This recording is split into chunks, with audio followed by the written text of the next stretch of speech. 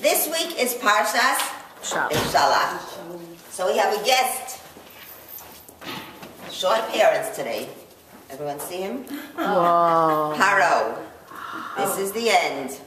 All right? So here he is, and this is what's going to happen to him. Boys and girls, do you see? Boom. Now the question is, what really happened? We're standing on the shores, and as they say, between a rock and a hard place, or between Mitzrayim and the people who are about to kill us, and the water, the sea. What are we going to do? This is everyone's choice in life.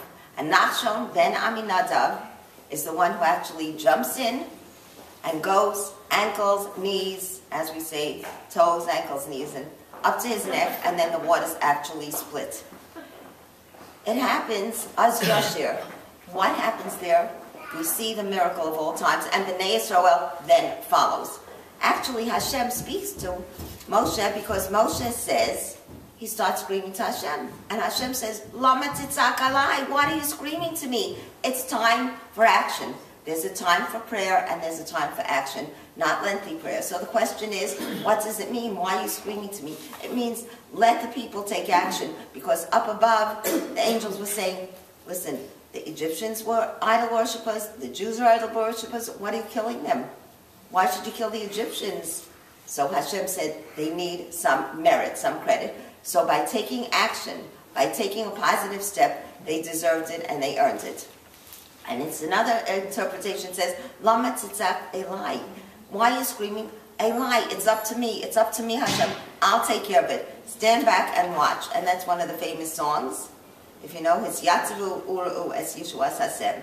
Stand and you will see the great miracles performed by Hashem. But there's an even greater song, and that's the song Az Yashir. Then they sang. Now, I'm not a singer, but they sang. Why? Why were they singing? What is song? Song is something harmonious. It's notes. Each individual note by itself stands alone, but when it's all together, it creates something beautiful. So each individual action was only one thing, but when they saw it come together, when they understood the makos, when they understood why the bad things happened, when they understood Mitzrayim and Egypt, suddenly, and then they see the Egyptians, and the best part is that they actually landed on their feet on the dry land so that they could see them afterwards. So they realized that slavery was finally over. That chapter in their life was finished. When the realization came, they could do nothing but sing. And not only did they sing, but who was even more prepared to sing? The women. They brought their little drums, their tambourines, their toph. I brought one. Mine happens to have food in it because I'm not zocha to have manna right now, so I prepared it. But anyway, they sang because the women had even more bitachon, they had even more faith, so they knew that Hashem would ultimately save them. The water split, and they didn't just simply split. The bottom got hard. They were able to walk across it almost like a carpet.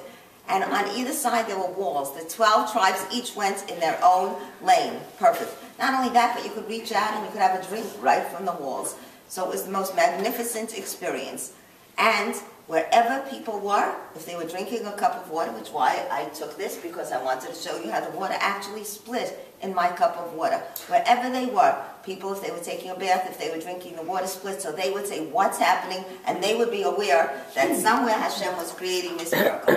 And of course, everybody was mind-boggled by this. Of course, not Amalek, but we'll hear about that later.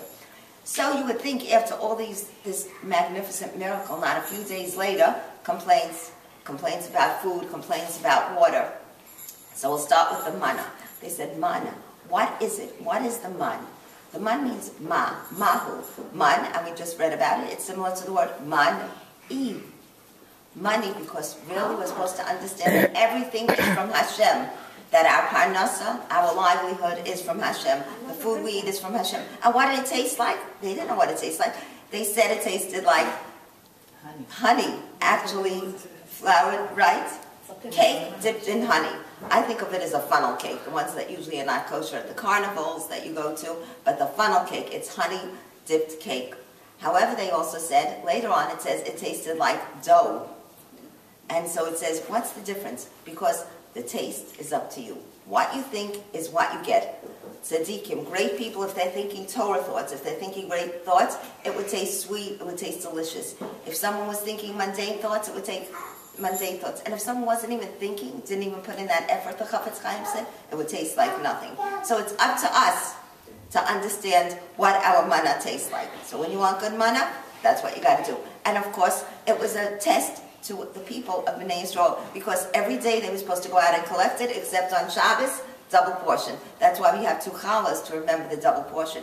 However, there's always those wise guys, and there were a few who said, we're going to show them that it really does fall on Shabbos. So some Rishayim, some evil people went out and they put out little manna, and they put out their man on Shabbos morning, and they called everyone out. They said, come see, it really did fall. Only the birds had eaten it up. So for that, there was a custom to put out bird food, like bread on Friday, for the birds, because they participated in the mitzvah, therefore it wasn't a Hashem. So anyway, there you are, you have the mitzvahs all falling, some fell, some drowned like rocks, like lead, and like straw, depending. The ones who were very evil, straw, they were tossed in turns. The ones who weren't so bad, like rocks, not easy, not hard. The ones that weren't as bad, didn't suffer as much, went straight to the bottom. Now, of course, the sea wasn't so short, wanted to split. It said, why should I split for them? So Hashem reminded them of Yosef. And it says that the seas ran away, because just like Yosef ran away when he was tempted, so too the seas ran away. On the other hand, Yosef left his jacket behind. And that was very incriminating. He should have gone back for it. But he said, no, there might be great temptation. I will do the will of Hashem. And the will of Hashem is just to run off and to run away. No calculations, no second thoughts. The sea said the same thing. No calculations, no second thought. And that brings us to Tu B'Shvat. They said the only tree that really had no calculations and no second thoughts was the esrog. All the trees were told that the taste of the tree should be like the taste of the fruit. But they were all afraid, because they said if the tree tastes like the fruit, everyone's going to cut the bark and eat the tree. So the trees didn't want to listen. The only fruit that said that it actually listened is the esrog tree, whose tree tasted. So therefore, Tu B'Shvat ties in beautifully. Tu B'Shvat is this week. So we have to do the will of Hashem without second thoughts, without calculations, just like Yosef, just like the sea. And of course, we have to look at our life in harmony. Then we get up to the waters. They were called Mei Marivot. They were bitter waters. Hem Maruk, they were bitter. So what does it say when it says they were bitter? The people were bitter. When you're bitter, everything tastes bitter. When you think you don't have it so good, everything looks bad. When you're jealous, everything looks bad. But if you have sweet thoughts, your man will taste sweet and the water. So therefore Moshe was supposed to hit the rock, which he did, and water flowed forth. So they were subject to 3 miracles, the man and the water. And one other thing, I know some of you have read King Arthur, and it's funny because there's a part where King Arthur comes and he was able to pull out a staff. It says that the staff, the rod that Moshe used, was actually created, given to Adam. Adam passed it on to Noah, to Avram, to Yitzchak, to Yaakov. It had the 12 tribes written on it. It had the initials of the 10 Makos on it. It had the names of all the Avos and the Mahos. And it passed down all the way to Yosef. Yosef had it, and it went to Yisro. Yisro took it home, and he put it in the ground. And nobody could remove this stick until this rod, the rod that Moshe used, until Moshe comes along, and it was told, whoever can pull out this rod, that's who marries my daughter. So now, of course, I have rods planted around my house. But in those times, so Moshe came along, pulled out the rod, and that's how he got this famous rod. And that is also how these parables and stories come up. So we see that we have the bitter waters. Finally, we'll end off by saying that we have to talk about the Amalek. We are told to destroy Amalek. At this time, they fight against Amalek. Yehoshua is there, and he actually weakens, but does not totally destroy Amalek. And of course, how does he fight? When Moshe raises his hands, Amalek is defeated. When his hands are down, Amalek tends to be victorious. Why? Is it really the hands of Moshe that have such power?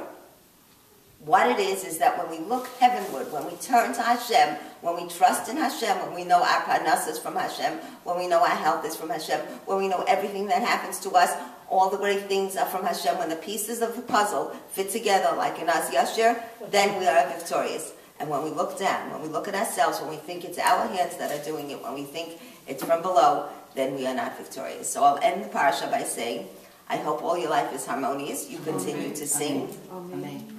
That you do everything in life without the calculations, but thinking that Hashem is responsible. That we call to Hashem, but that we take action. And that we always have a double portion in our life. Shabbos and